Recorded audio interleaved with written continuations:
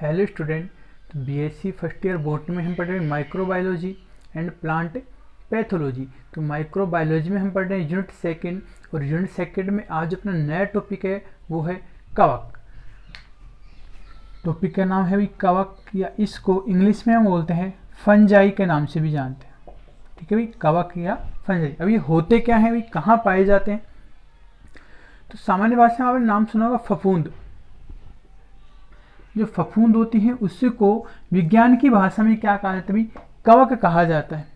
ये पाई कहाँ जाती है भाई, जैसे अपने जो घरों में अचार होता है उसके ऊपर पाई जाती है सफ़ेद, वो क्या होती है, कवक होती है। जैसे बात करें बरसात के दिनों में, आप देखते हो जो कचरे का ढेर होता है, रूडी का जिसको बोलते हैं, उस पर सफ़ेद छतरी के समान इस प्रकार की जो पाई जाती है मशरूम, बरसात के दिनों में ये कवक बहुत देखने को मिलती है। इसके अलावा ये गोबर वगैरह पर पाई जाती है, मतलब हम कह सकते हैं नमी वाले स्थानों पर पाई जाती है। तो वो क्या होती है, विज्ञान की भाषा में क्या होती है, कवक होती है। ठीक है। अब जो कवक होते हैं इनको पंच जगत के अंतर्गत एक अलग से समूह में रखा गया। जो वर्गीकरण पद्धति है वीटेकर की पंच जगत, तो उसमें जो कवक को फंजाई जगत के अंतर्गत रखा गया है, अलग से समूह में रखा गया है। अब इसके हम लक्षण की बात करेंगे कि भाई इसमें लक्षण क्या क्या पाए जाते हैं। सबसे पहले खोज किसने की? ठीक है। तो सबसे पहले बात तो हम बात करते हैं कि भाई जो कवक होती है कैसी होती है, अप्रकाश संश्लेषी। अप्रकाश संश्लेषी होती है। अप्रकाश संश्लेषी क्यों होती है कि भाई जो कवक होती है इनमें क्लोरोफिल का अभाव होता है, और क्लोरोफिल के अभाव होने के कारण इनमें प्रकाश संश्लेषण की प्रक्रिया नहीं पाई जाती। तो इस प्रकार हम कह सकते हैं कि भाई जो कवक होते हैं कैसे होते हैं, अप्रकाश संश्लेषी जीव होते हैं। ठीक है। अब उसके बाद बात करते हैं कि भाई विज्ञान की वह शाखा जिसके अंतर्गत कवकों का अध्ययन किया जाता है क्या कहलाती है, माइकोलॉजी कहलाती है। अब ये मिलकर किन से बनते हैं, जो कवक होते हैं कवक तंतुओं से मिलकर बने होते हैं। कवक तंतु मिलकर कवक जाल का निर्माण करते हैं, और कवक जाल फिर क्या बनते हैं, संपूर्ण कवक का निर्माण करते हैं। तो सबसे पहले बात करते हैं कि विज्ञान की शाखा में जिसका अध्ययन किया जाता है वो क्या कहलाती है, माइकोलॉजी कहलाती है। ठीक है। तो सबसे पहले इसके लक्षण की बात करते हैं कि भाई ये अप्रकाश संश्लेषी जीवों का समूह है। ठीक है, समूह है जिसे पंच जगत वर्गीकरण पद्धति में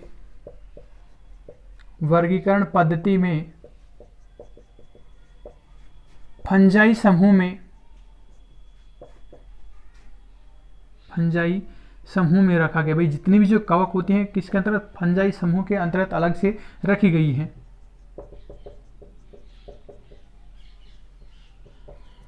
उसकी बात करते हैं कि भाई विज्ञान की वह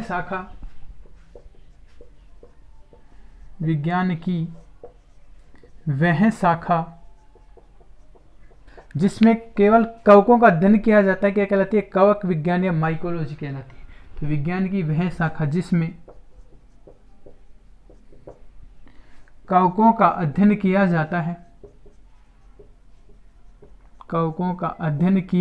है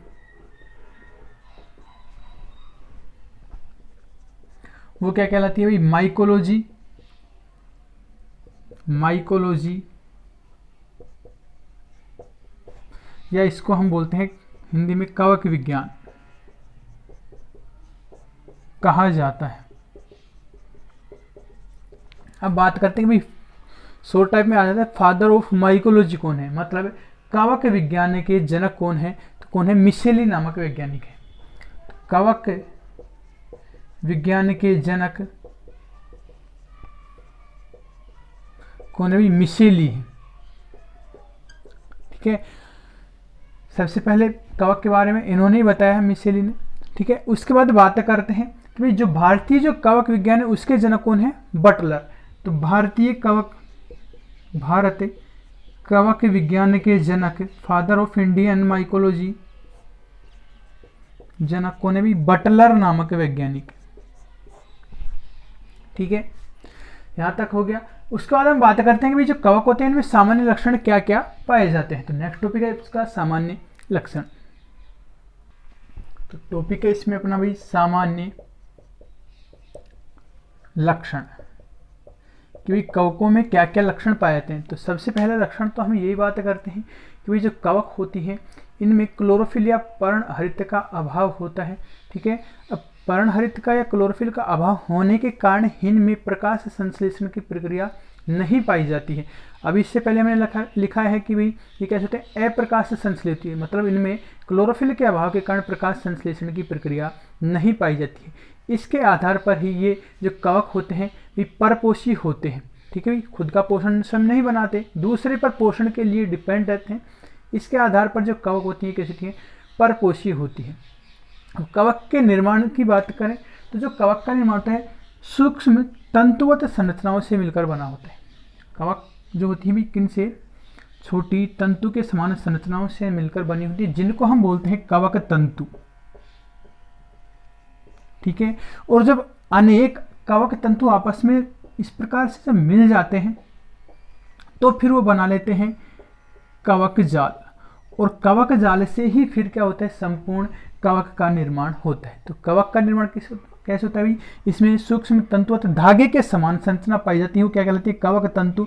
और कवक तंतु आपस में मिलकर कवक जाल बनाते हैं, और कवक जाल से फिर किसका, कवक शरीर का निर्माण हो जाता है। ठीक है, इनमें जड़ तन्ना पत्तियों का अभाव होता है। इनका जो काय होता है, मतलब कवक शरीर होता है, वो क्या कहलाता है, थैलस कहलाता है, थैलस या सुकाय कहलाता है। ठीक है, अब इसके बाद इसके पोषण की बात करते हैं। ये कैसी होती है, परपोषी होती है, मतलब ये परजीवी होती हैं, अपने पोषण के लिए दूसरे जीवों पर निर्भर रहती हैं। या कैसी होती हैं, मृतोपजीवी होती हैं, मतलब दूसरे जीवों से या मृत सड़े गले कार्बनिक पदार्थों से अपना ये पोषण प्राप्त करती है। यहाँ तक क्लियर है। उसके बाद ये पाई कहाँ जाती है, ये नमीयुक्त स्थानों पर पाई जाती है।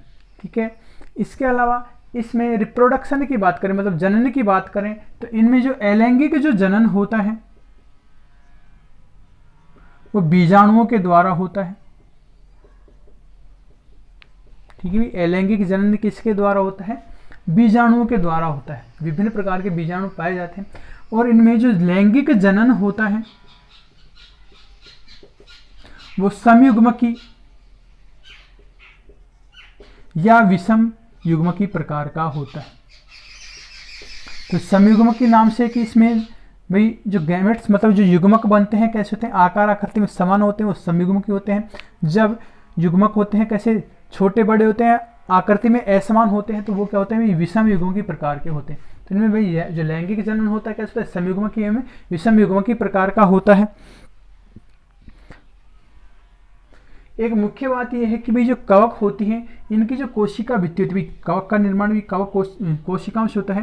तो इनमें जो कोशिकाएं पाई जाती हैं उनके ऊपर एक पदार्थ का डिपोजिशन पाया जाता है, कोशिका भित्ति। तो इनकी जो कोशिका भित्ति होती है वो काइटिन नामक पदार्थ की बनी होती है। यहाँ यह याद रखने लायक बात है कि भाई जो जीवाणु होते हैं, जीवाणु की कोशिका भित्ति के बारे में हमने पढ़ा है कि उनकी जो कोशिका भित्ति होती है पेप्टिडोग्लाइकन की बनी होती है। उसके बाद बात करते हैं कवक की। जो कवक जो कोशिकाएं होती हैं उनमें जो कोशिका भित्ति पाई जाती है वो काइटिन पदार्थ की बनी होती है। बहुत रेयर मात्रा में, कम मात्रा में कुछ में सेलुलोज पाया जाता है, लेकिन मुख्यतः किसकी बनी होती है, काइटिन की बनी होती है। इसके अलावा पादप की बात करें तो पादप सेल वाल या कोशिका भित्ति सेलुलोज की बनी होती है। ठीक है भाई, तीन के बारे में पढ़ते हैं। जीवाणुओं की कोशिका भित्ति पेप्टिडोग्लाइकन की, कवकों की बात करें इनकी कोशिका भित्ति काइटिन पदार्थ की बनी होती है, और पादप कोशिका की बात करें तो इनकी जो कोशिका भित्ति होती है सेलुलोज नामक पदार्थ की बनी होती है। अब कवक जो होती हैं लाभदायक भी होती है और हानिकारक भी होती हैं। तो इनमें जो संचित जो भोजन होता है वो किसके रूप में, तेल या ग्लाइकोजन के रूप में होता है। तो इनमें जो संचित भोजन, इनके अंदर स्टोरेज जो फूड होता है वो किसके रूप में, ग्लाइकोजन और तेल के रूप में होता है। तेल के रूप में, वह ग्लाइकोजन के रूप में, और वह वसा के रूप में होता है। तो इसमें हम लिखते हैं सामान्य लक्षण पहला कि भाई इनमें या कवक में क्लोरोफिल का अभाव होता है। क्लोरोफिल को हम हिंदी में बोलते हैं पर्णहरित। क्लोरोफिल का अभाव होता है।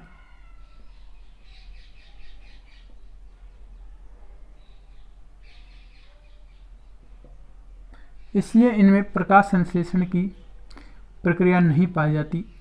अतः इनमें प्रकाश संश्लेषण की क्रिया नहीं पाई जाती है।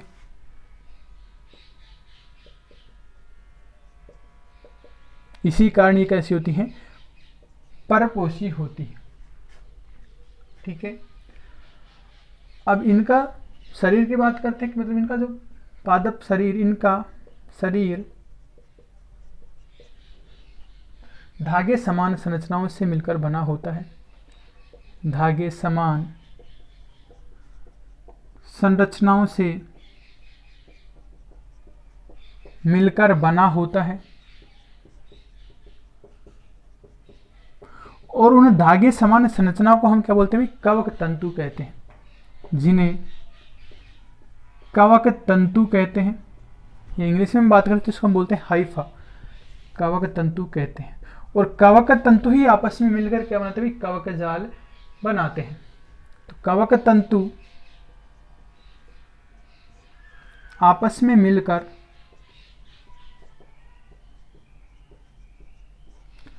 कवक जाल का निर्माण करते हैं।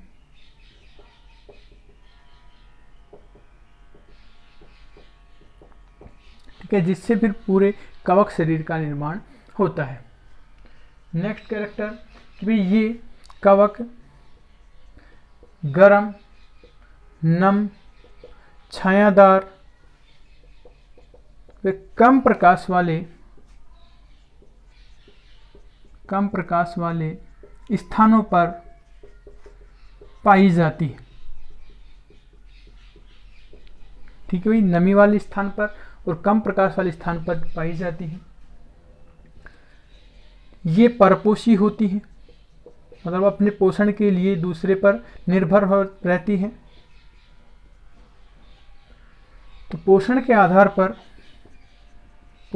आधार पर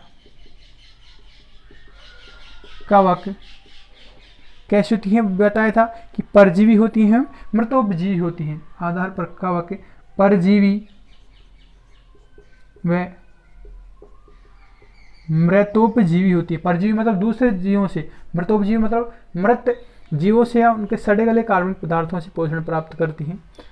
तो परजीवी मृतोपजीवी होती हैं। इनकी कोशिका भित्ति मुख्य रूप से किस पदार्थ की बनी होती है, अभी बताया था, मुख्यतः काइटिन से बनी होती है। काइटिन पदार्थ से बनी होती है।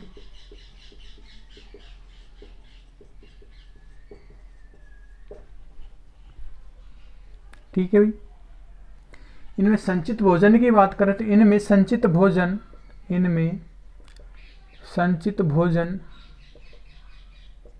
वसा व तेल के रूप में होता है। मतलब इनमें वसा व तेल पाया जाता है। लेकिन इसके अलावा क्या पाया था, ग्लाइकोजन के रूप में भी क्या होता है, भोजन संचित रहता है। इसके अलावा प्रोटीन व जटिल कार्बोहाइड्रेट, जिसको हम बोलते हैं ग्लाइकोजन, जटिल कार्बोहाइड्रेट ग्लाइकोजन पाया जाता है। ग्लाइकोजन पाया जाता है। नेक्स्ट कैरेक्टर की बात करें तो अलैंगिक जो जनन होता है वो किसके द्वारा होता है, बीजाणु के द्वारा होता है। इनमें अलैंगिक जनन बीजाणुओं के द्वारा होता है।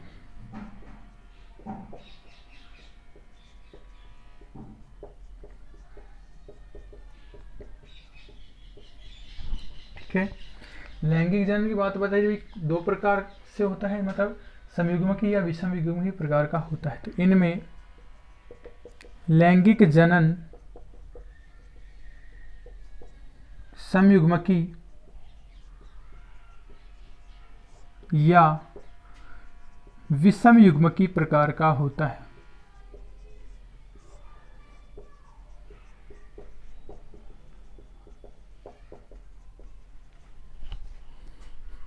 ठीक है भाई, तो ये थे कवक के सामान्य लक्षण।